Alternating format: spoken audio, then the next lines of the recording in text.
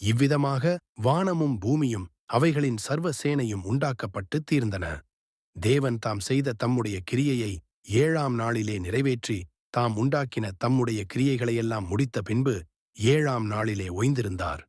வானமும் பூமியும் சிருஷ்டிக்கப்பட்ட வரலாறு இவைகளே. நிலத்தினுடைய சகலவிதச் செடிகளும் பூமியின் மேல் இன்னும் உண்டாகவில்லை. நிலத்தினுடைய சகலவித பூண்டுகளும் இன்னும் முளைக்கவில்லை. ஏனெனில் தேவனாகிய கர்த்தர் பூமியின் மேல் இன்னும் மழையை பெய்ய பண்ணவில்லை.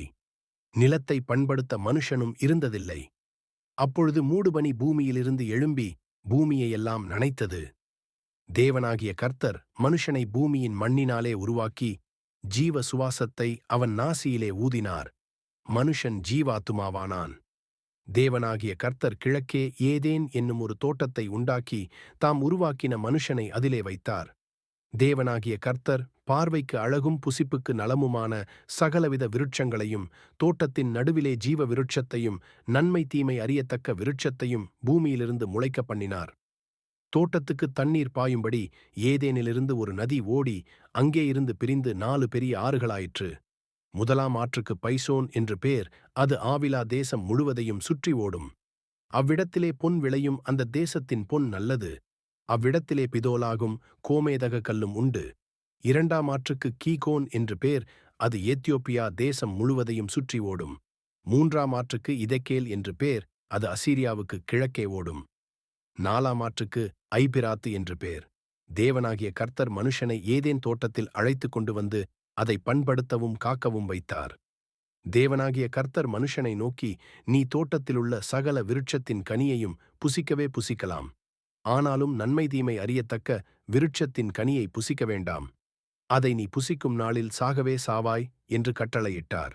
பின்பு தேவனாகிய கர்த்தர், மனுஷன் தனிமையாயிருப்பது நல்லதல்ல, ஏற்ற துணையை அவனுக்கு உண்டாக்குவேன் என்றார். தேவனாகிய கர்த்தர் வெளியின் சகலவித மிருகங்களையும் ஆகாயத்தின் சகலவித பறவைகளையும் மண்ணினாலே உருவாக்கி ஆதாம் அவைகளுக்கு என்ன பேரிடுவான் என்று பார்க்கும்படி அவைகளை அவனிடத்தில் கொண்டு வந்தார். அந்தந்த ஜீவஜந்துக்கு ஆதாம் எந்தெந்த பேரிட்டானோ அதுவே அதற்கு பேராயிற்று. அப்படியே ஆதாம் சகலவித நாட்டு மிருகங்களுக்கும் ஆகாயத்து பறவைகளுக்கும் சகலவித காட்டு மிருகங்களுக்கும் பேரிட்டான். ஆதாமுக்கோ ஏற்ற துணை இன்னும் காணப்படவில்லை. அப்பொழுது தேவனாகிய கர்த்தர் ஆதாமுக்கு அயர்ந்த நித்திரையை வரப்பண்ணினார். அவன் நித்திரையடைந்தான். அவர் அவன் விலா எலும்புகளில் ஒன்றை எடுத்து அந்த இடத்தைச் சதையினால் அடைத்தார். தேவனாகிய கர்த்தர் தாம் மனுஷனில் எடுத்த விலா எலும்பை மனுஷியாக உருவாக்கி அவளை மனுஷனிடத்தில் கொண்டு வந்தார்.